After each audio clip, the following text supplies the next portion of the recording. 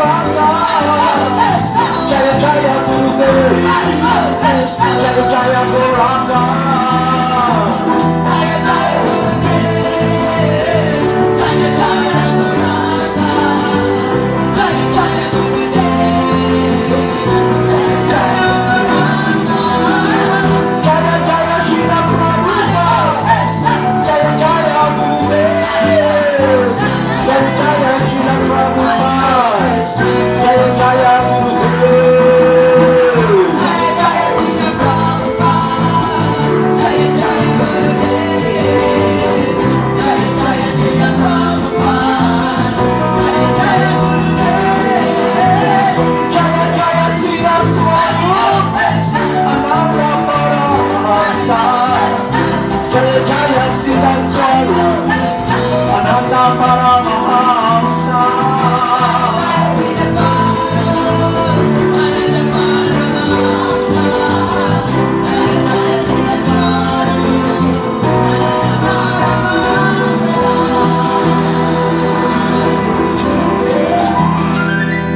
Namo Siddhaswarupananda, Paramahamsa Namaste, Gora Karuna Swarupaya, Radha Krishna Krsna. Namo Siddhaswarupananda, Paramahamsa Namaste, Gora Karuna Swarupaya, Radha Krishna Krsna.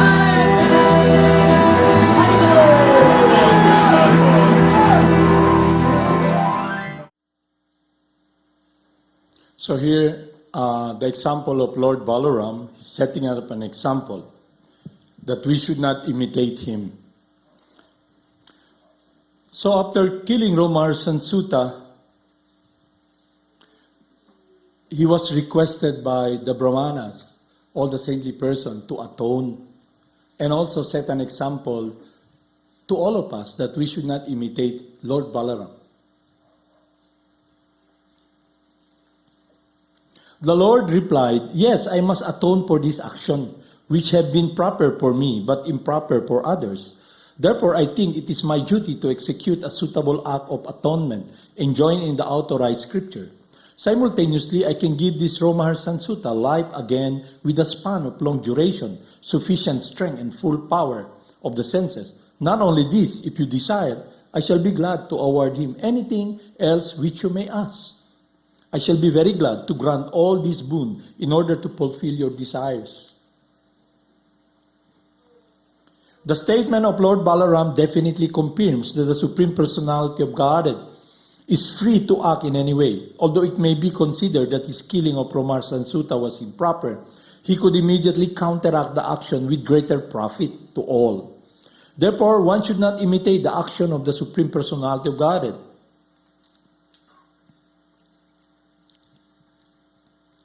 All the great learned sages present realized that although they considered the action of Lord Balaram to be improper, the Lord was able to immediately compensate with greater profits. Not wanting to detract from the mission of the Lord in killing Romarsan Sutta, all of them prayed, because the mission of Lord Krsna and Lord Balaram to descend to this material world is to establish religion.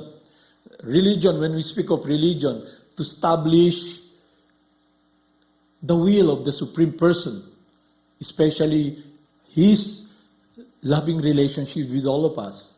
And the reason these demons or those who are against God are all taken out or defeated and executed by the Lord, so there won't be hindrance for us to be doing our activities in relationship with the Supreme Person. He established what is real religion, His supremacy, His kindness, His benevolence. So, after hearing all of this, we can know that the Supreme Person is free to act according to His own will. And whatever He decides will be always for the benefit of all of us.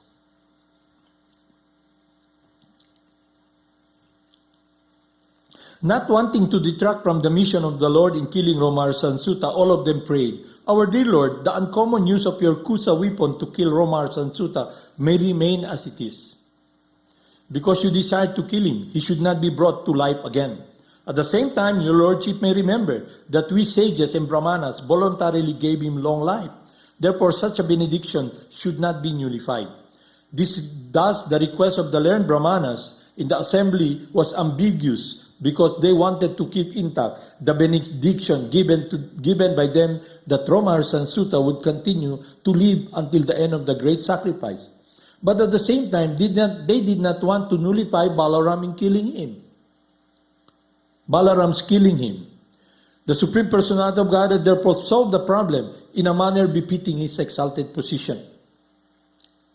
He said, because the Son was produced by the body of the Father, It is the injunction of the Vedas that the son is the father's representative. Therefore, I say that Ugrasrava Sutta, the son of Paramahamsa Sutta, should henceforth take his father's position and continue the discourse of the Puranas. And because he wanted Paramahamsa Sutta to have a long duration of life, this benediction will be transferred to his son. The son of Ugrasrava will therefore have all the facilities you offered, long duration of life in good health and body, without any disturbance and full strength of all the senses. Lord Balaram then implored all the sages and Brahmanas that aside from the benediction offered to the son of Paramahamsa, they should ask him for any other benediction, and he would be prepared to fulfill it immediately. The Lord thus placed himself in a position of an ordinary Kshatriya or warrior and informed the sages that he did not know in what way he could atone for his killing of Paramahamsa. But whatever they would suggest, he would be glad to accept. The Brahmanas could understand the purpose of the Lord, and thus they suggested that he atone for his action in a manner which would be beneficial for them. They said, "Our dear Lord, there is a demon of the name Balbala." Dito palagi ka ng balbala. Ha? There's a demon Balbal. He's the son of Ilbal, but he's a very powerful demon, and he visits a sacred place of sacrifice every fortnight, and on full moon and moonless days, and creates a great disturbance to the discharge of our duties in the sacrifice. O descendant of the Sara family, we all request you to kill this demon. We think that if you kindly kill him, that will be your atonement on our behalf. The demon occasionally comes here and profusely throws upon us contaminated, impure things like pus, blood, stool, urine, and wine. And he pollutes this sacred place by showering such filth upon us. After killing Balbal, you may continue touring all this sacred place of pilgrimage for 12 months. And in that way, you will be completely freed from all the contamination. That is our prescription. Thus, end of Bhaktivedanta purport of the third volume, Krsna, the killing of Dantavarka, Vidurata, and Romaharsan. What time is it? 7:30. Can still read. The liberation of Balbal, Lord Balaram's touring the sacred place. Lord Balaram prepared himself to meet the demon Balbal. At the time when the demon usually attacked the sacred place, there appeared a great hailstorm, and the whole sky became covered with dust, and the atmosphere became surcharged with filthy smell. Just after this, the mischievous demon Balbal began to shower torrents of stool and urine, and other impure substance on the area of sacrifice. After this onslaught, the demon himself appeared with great trident in his hand. He was a gigantic person, and black body was like a huge mass of carbon. His hair and beard and his mustache appeared reddish, his copper and light copper, and because of his great beard and mustache, his mouth appeared to be very dangerous and fierce. As soon as he saw the demon, Lord Balaram prepared to attack him. He first began to consider how he could smash the great demon to pieces. Lord Balaram corded his plow and club, and they immediately appeared before him. The demon Balbal was flying in the sky, and the first opportunity Lord Balaram dragged him down with his plow, and angrily smashed the demon's head with his club. By Balaram striking the forehead of the demon, by Balaram striking the forehead of the demon became fractured. The forehead of the demon became fractured. There was a profuse flow of blood from his forehead, and he began to scream loudly. In this way, the demon, who had been such a great disturbance to the pious Brahmanas, fell to the ground. His falling was like a great mountain with red oxide peak, being struck by a thunderbolt and smashed to the ground. The inhabitants of Naimisaranya, learned sages and Brahmanas, became most pleased by seeing this, and they offered their respectful obeisances and prayers to Lord Balaram. They offered their heartfelt blessing upon the Lord, and all agreed that Lord Balaram attempt to do anything would never be a failure. The sages and Brahmanas then perform a ceremonial baiting of Lord Balaram, just as King Indra is baited by the demigods when he is victorious over the demons. The Brahmanas and sages honored Lord Balaram by presenting him first-class new clothing and ornaments and lotus flower garland of victory, the reserva of all beauty which was never to be dried up, being in everlasting existence. So that's the end of the killing of Balbal demon and establishing a very conducive atmosphere and environment in the place of worship.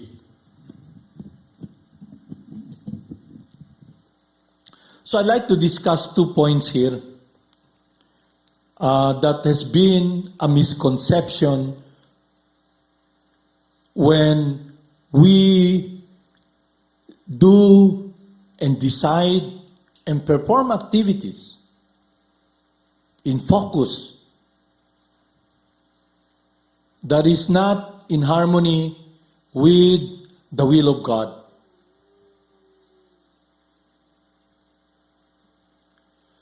So the reason Lord Balaram and Lord Krishna descended on this planet is to establish religion.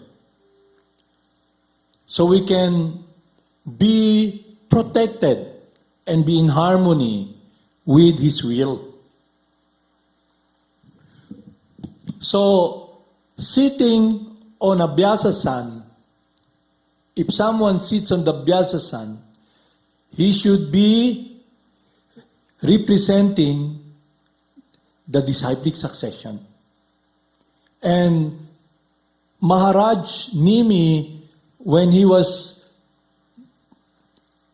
Saint Prabhupada was discussing who will sit on the Vyasasan, whom we should follow, the spiritual master, the bona fide spiritual master, he gave the qualification. He must be in full understanding of his true transcendental nature. He must be completely surrendered to the Supreme Person and has no material consideration. He's not touched by the three modes of material nature. So this nonsense idea being put forward that most individuals who sees that this perverted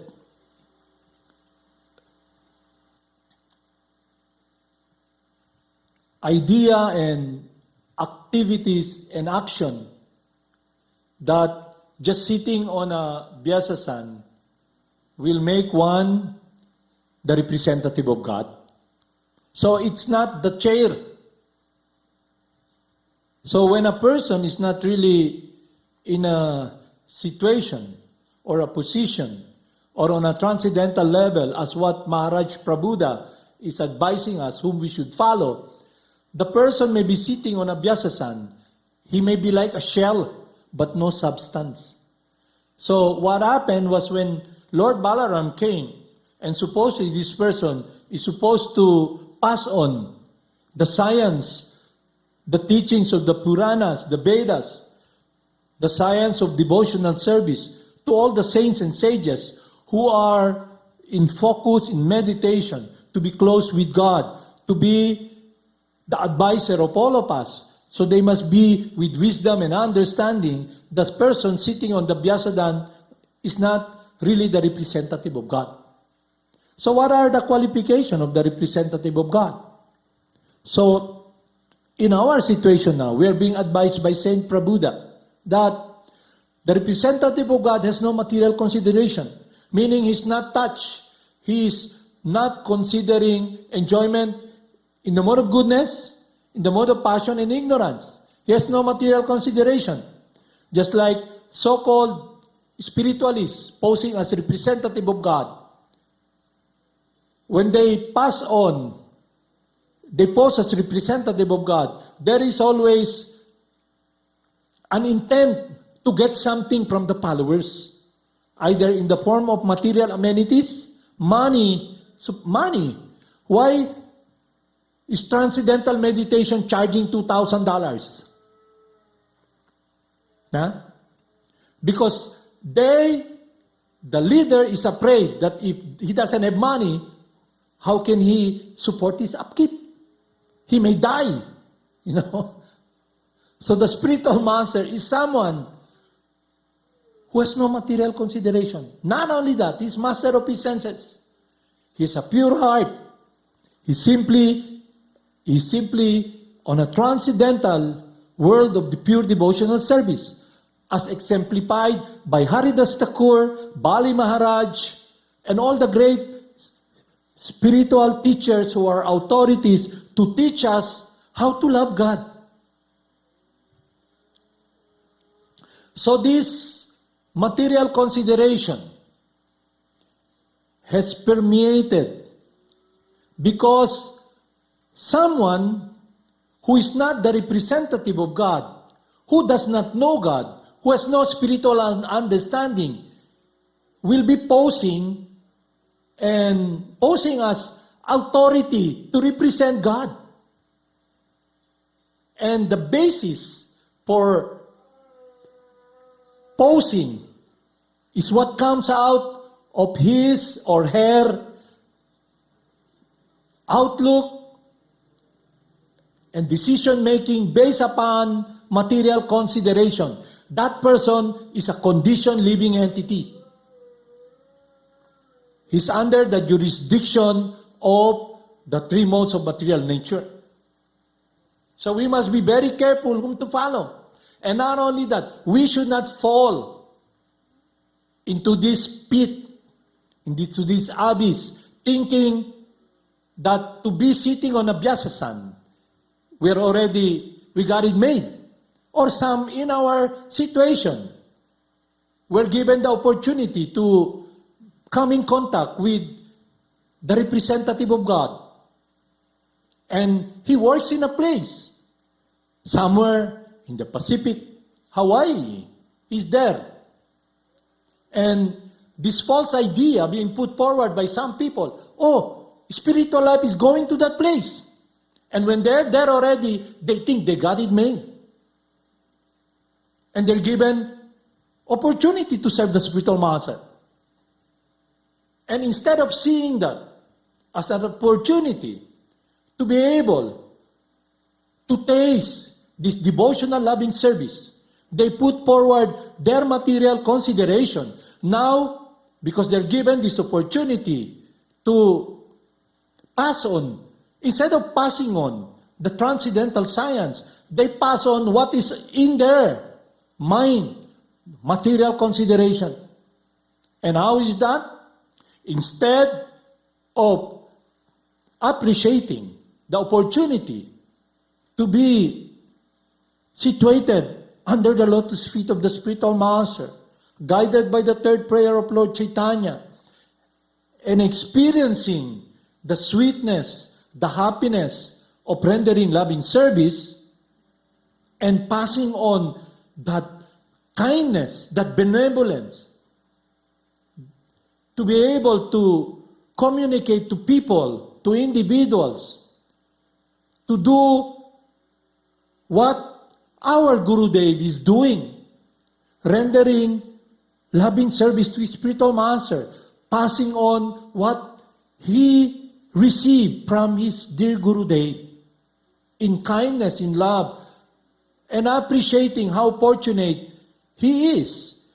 Us, we should be appreciating how fortunate we are to experience this world of pure devotional service wherein it satisfies what we're longing for, rendering loving service in harmony with the will of God. And the proof will be an expression in our activities to pass on, to make other living entities taste what we're tasting, to be able to protect them, to connect them with the joy that is inherent in them. That is what Lord Krsna came in to this planet to establish religion, to establish His will. And what is His will? Surrender unto me and I'll protect you. Love me and I will protect you. To enter that word of devotion, that is what our spiritual master is doing. But because we're so contaminated with this false ego, with this material consciousness of lordship, we use our imperfect senses and judge people who will receive the holy names. We are now using the avenue of our mind, which is limited and imperfect, the conditioned living entity us, instead of receiving this transcendental knowledge and passing it on. We interpret it according to our misconception and material consideration. And how is it being put forward and portrayed? It's based upon choosing who is qualified to love and be close with Lord Krishna. And instead of appreciating that we're all traveling here, we have come in contact with the representative of God. Instead of appreciating the gentleness and kindness of His embrace, of His care for us. Because if we don't enter that world, we're not able to experience loving the Supreme Person. Naturally, the second commandment of Jesus, to love our brothers and our neighbors as we love ourselves, we cannot be in that world of sharing, giving what has been given to us. But rather, our world, which is a world of lust and anger, will be what will be the gauge with our imperfect senses. Not a blade of grass moves without the knowledge of God. So we're given this opportunity. So what we should do, pass it on. Instead of interpreting it, pass it on. We've been given a mango, we just pass on what has been given to us. That is parampara. We don't need to invent. That's why when Lord Chaitanya instructed all of us, by my command, be guru. What is a guru? It is not a position sitting on a Vyasasan. It is not appointment. It's not a hereditary entitlement because my father is serving the spiritual master and Lord Krishna, and I am entitled now to make decision who will be the person to hear Krishna. And what do? We judge with a critical eye, thinking we're in a position of authority. And what happens? Instead of getting ahead, instead of being the hand, the mouth, the eyes of the spiritual master, to embrace other living entities, to embrace them, to bring them to the world of pure devotional service, what do? And it's been happening. So this false idea that being put forward by individuals, that you go to the place where the spiritual master is, will not substantiate that shell, but rather we must be listening, following the will, the desire of Lord Krishna and our spiritual master.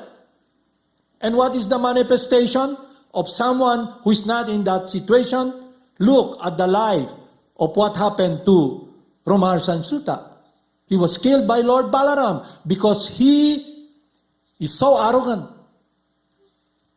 So when a person makes progress in spiritual life, he begins to see how fallen he is, how out of God's mercy that he is picked. I was picked by God, by Krishna, unconditional love, and the spiritual master is embracing me with his teaching. So what we should do is understand clearly the message that is being passed on to us by Parampara. And the center of that, the bottom line, is loving the Supreme Person, doing the will of the Supreme Person, not our will. I have a friend, or we have this program here, and then he sees someone who she dislikes, and she tells us, how come he's there? Why not? Diba? Because the person has this false notion that she got it made. She's a devotee. But a real devotee, a real Vaishnava, we can see that in ourselves if we're able to taste and experience and be focused in the third prayer of Lord Chaitanya. Humbleness, humility. So what happens when a person is not on that platform? He sees everything with his critical eye. Her outlook is not based upon care and compassion. It's based upon his conditional or her conditional judgment. And not only that, he gives pain to others, living entities who are longing to experience this closeness with God, while in this planet now, given the opportunity to come in contact with the disciplic succession, with Krishna's love and embrace, this person gets along. She decides who will be close to God. So the perfect example, the analogy I'm giving is like the rain. The rain gives water to every place. It does not make distinction. The rain, water falls in the desert, water falls on the land, on the forest, everywhere.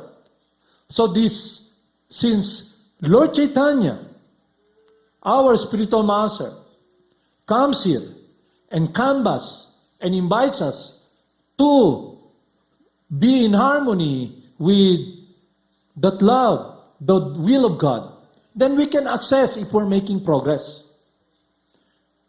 So what are the progress that so-called spiritualists or this false notion that they got it made, a place. Their body is in a place. But look at the life of Mrigari. Lord Narada Muni met him. His life is not really cool because he's a hunter giving pain to others. And he knows when he was told that he will be experiencing the pain, a life that will be very hard in the future. He got alarmed and he followed the instruction of Narada Muni. And he became a pure loving servant of God. He experienced compassion, not to give pain to any other living entities. Even when Narada Muni came. And one thing also, he came with Kashyapa Muni. He invited his friend, let's visit one of my students, And when they came to Mrigari, Mrigari saw them. Because Mrigari now is a changed person. He had a change of heart. He is now situated in pure loving devotional service by following the instruction of his spiritual master, Narada Muni. And you know what? When he saw Narada Muni, they came, so he ran towards them and he saw the ants there. Instead of stepping on them, he stopped. He got his shawl and moved them away so he won't step. So this person who is so cruel through association with the devotee, with the representative, the lover of God, Narada Muni, he had a change of heart. And not only that, Kashyapa Muni is so happy. And he tells, he's so happy for the situation of Mrigari. He said to Narada Muni, you're like a touchstone. Whoever you meet becomes a pure loving servant of the Supreme Person. So that's a very tall order. For us, we can check, am I in the situation that I'm being given Krishna? And now I can pass it on to make other people happy. But if I am not in this loving world of devotional service. I'm someone who just wants to be purified, to be situated with material consideration that I am pure, I'm situated in a holy place, I got it made, then what will resonate from this person's mouth, his heart, her activities will be a completely perverted and different from what is transcendentally ideal. So Narada Muni came in contact with Rigari, who is very miserable, vicious. He wants others to suffer, but now he had a change of heart. He does not want to step on the ant, to give them pain. And not only that, Kashyapa Muni is there, and he's so happy for the student. So when our situation should be, when we are traveling in this universe, in this body, on this planet Earth, when one comes in contact with the teachings of Parampara, to be able to embrace Lord Krishna, we should be very happy. But this person, instead of seeing that, no, you are not qualified. The only way you can be qualified is through my benediction, through my glorious entitlement to decide that you can see Gurudev. That is nonsense. The greatest offense we can do, we can commit offense to Lord Chaitanya. We can commit many offenses. But if we commit this offense of being the block or deceiving people or misrepresenting our spiritual master, to be the block, the divisiveness that a person whose life should be situated in a world of pure devotional service, and in this time he comes in contact with Parampara and we make decision to drive him away. Kashyapa Muni is so happy to see this person appreciating, bowing down. He had a change of heart. So this person, instead of being very happy to see someone who's been suffering for so long in this material world, and the mission of Lord Krishna is to establish religion, the mission of Lord Chaitanya is to embrace all of us, to bring us back to that world that is transcendental, to teach us what we should be meditating, our relationship with God. So we must be very careful to see what happened to Romaharsan Sutta. What is Romaharsan Sutta experiencing? What are the experience we are all experiencing in this world? Lord Krishna tells Arjuna, Arjuna put himself, being a friend of Lord Krishna, now he puts himself as a disciple, a student of Lord Krishna. And he asks this question. The question he asks, what is it? As if by force, one is driven to engage in activities. As if by force, what drives him? And Lord Krishna tells him, it is only lust, Arjuna,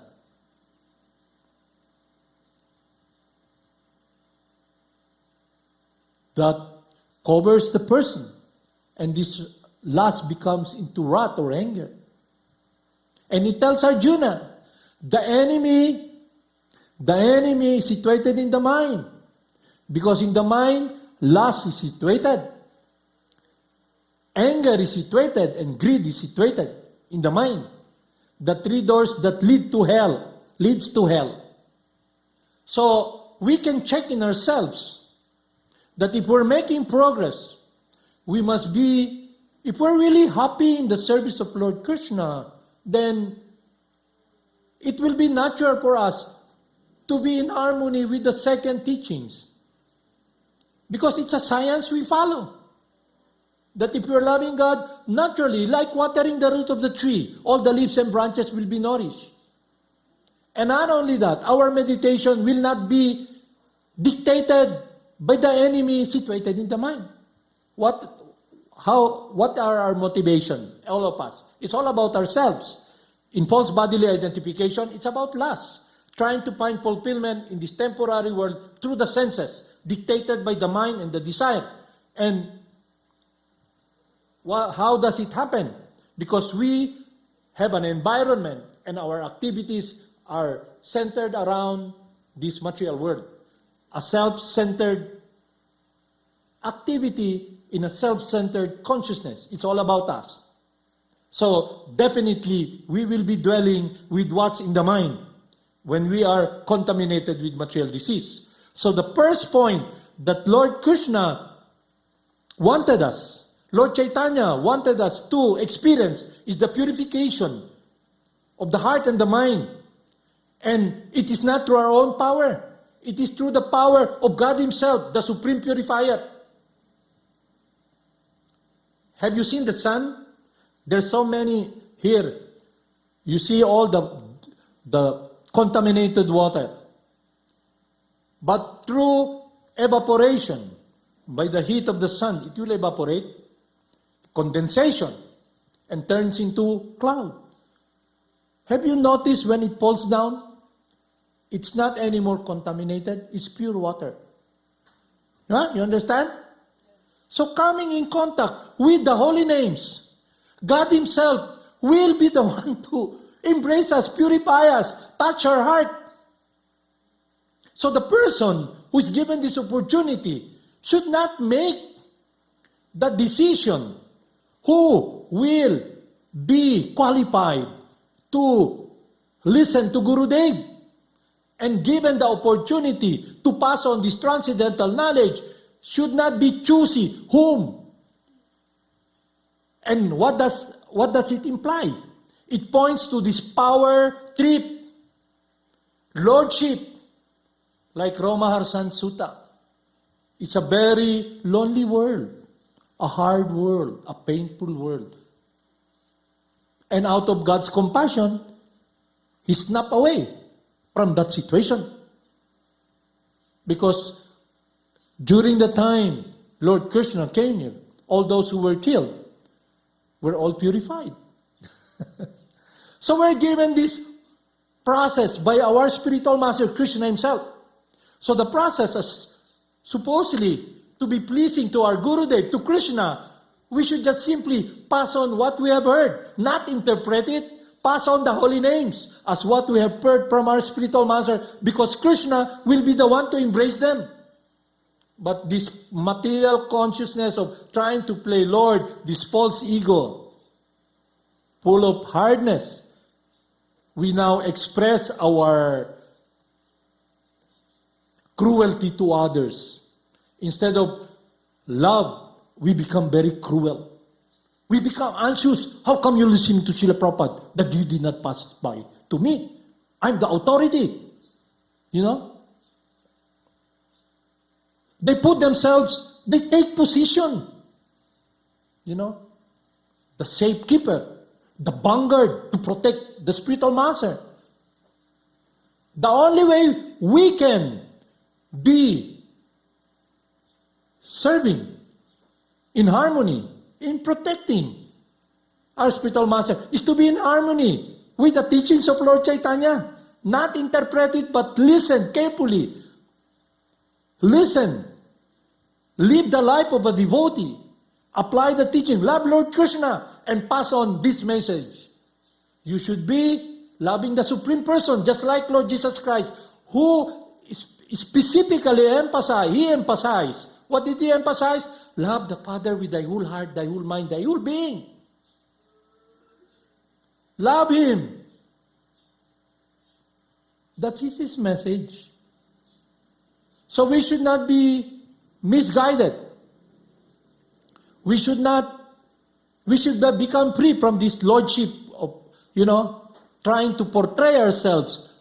We're like a shell. So a devotee is someone who's loving the Supreme Person, who has a relationship in purity, in pure devotional service, because he's in harmony with the desire of God and His spiritual master. So we can check in ourselves if we're making progress. So why waste your time listening to someone or using your time to do perverted activities that will separate you from God, from what the heart of our spiritual master in Krsna? Why pose as Ramaharsan Sutta? It's a very lonely world. And it gives pain to others. So by coming in contact with a representative of God, like Narada Muni, our Gurudev, look at the example, the life of Mrigari. He took the instruction by heart. His life, he had a change of heart. He experienced now compassion for others. He does not want anyone to suffer. And not only that, the life of the Vaishnavas, the spiritual master, Narada Muni, Kashyapa Muni, they're simply our well-wisher. A person who is traveling in this universe comes in contact with Gurudev through the mercy of Krishna. Will we be the person who drives them away? And the reason we'll do that is because we're just posing, making believe we're devotees, but not really experiencing and substantiating, following the teachings of Harinama, the purificatory process that purifies our heart and be able to experience love for others because we're loving the Supreme Person. Our life has now become, if we follow the process, our life will be simply a word of loving devotion and caring for others. That was the life Lord Jesus Christ manifested 2,000 years ago. It's all about compassion, about care, embracing people, individuals. He came here to uplift the consciousness of a certain group of people so they can be very close to the Supreme Father.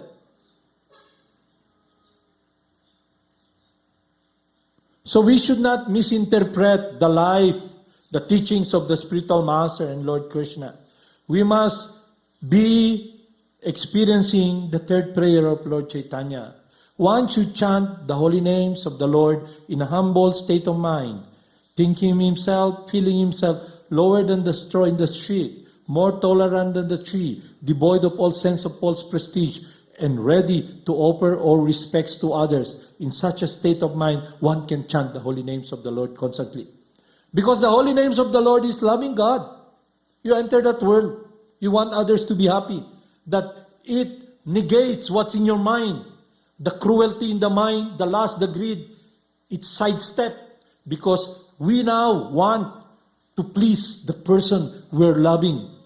Lord Krishna, our Gurudev.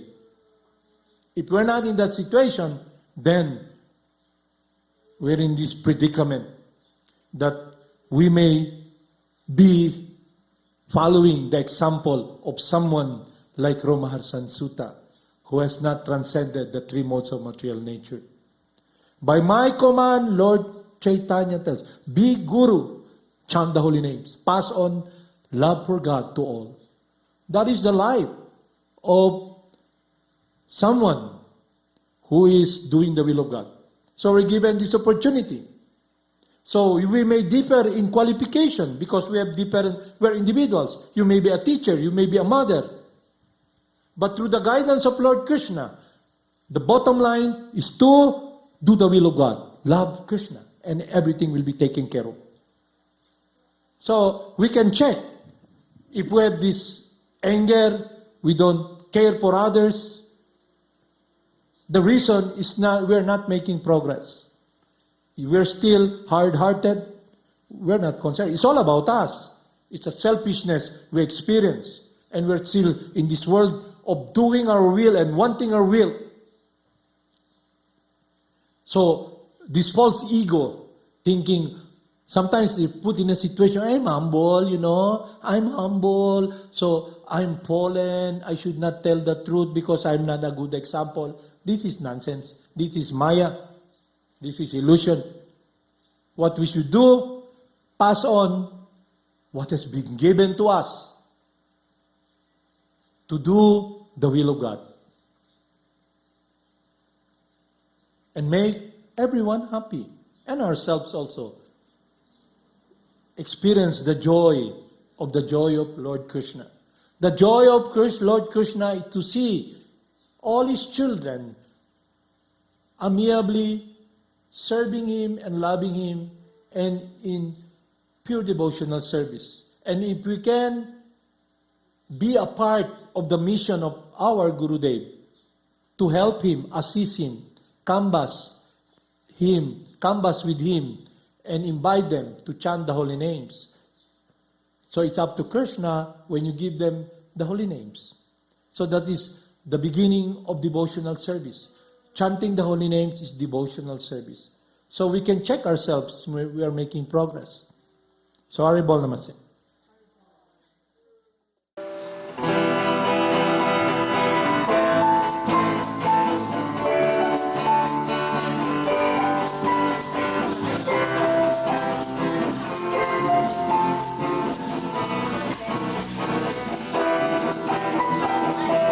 Namo Siddhaswarupananda, Paramahamsa namine, Gora Karuna Swarupaya, Radha Krishna Prestayate. Namo Siddhaswarupananda, Paramahamsa namine, Gora Karuna Swarupaya, Radha Krishna Shri Krishna Chaitanya, Radha Krishna Nayana, Shri Krishna Chaitanya, Radha Krishna Nayana, Shri Krishna Chaitanya, Radha Krishna Nayana, Shri Krishna Chaitanya, Radha Krishna Nayana. Jaya Jaya Gurudev, Jaya Jaya Gauranga, Jaya Jaya Gurudev, Jaya Jaya Gauranga. Jaya Jaya Gurudev, Jaya Jaya Gauranga, Jaya Jaya Gurudev,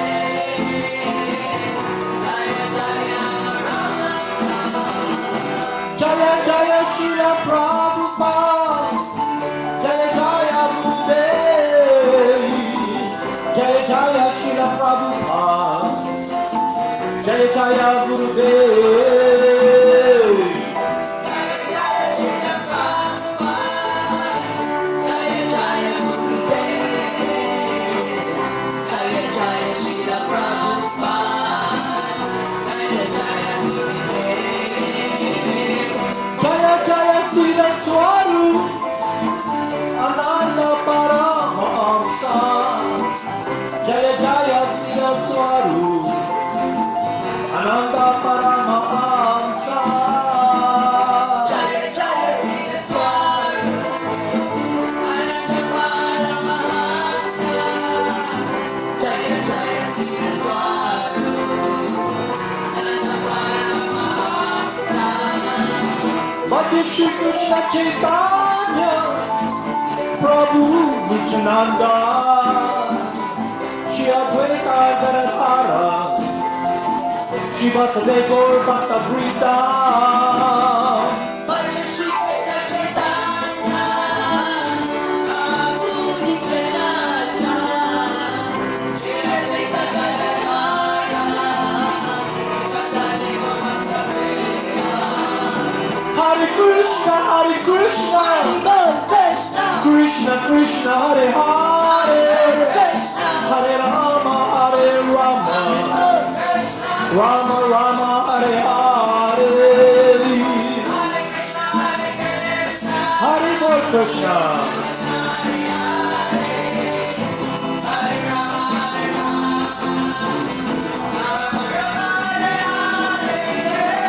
Hare Krishna, Hare Krishna, Krishna Krishna, Hare Hare, Hare Rama, Hare Rama, Rama Rama, Hare Hare, Hare Krishna, Krishna Krishna,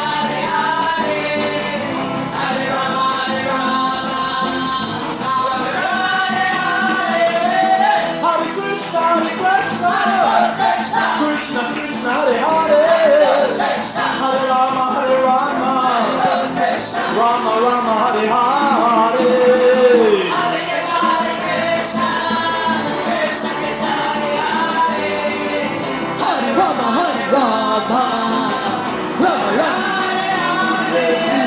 Hare Krishna, Hare Krishna, Hare Krishna, Krishna Krishna, Hare Hare, Hare Krishna, Hare Rama, Hare Rama, Hare Krishna, Rama Rama, Hare Hare.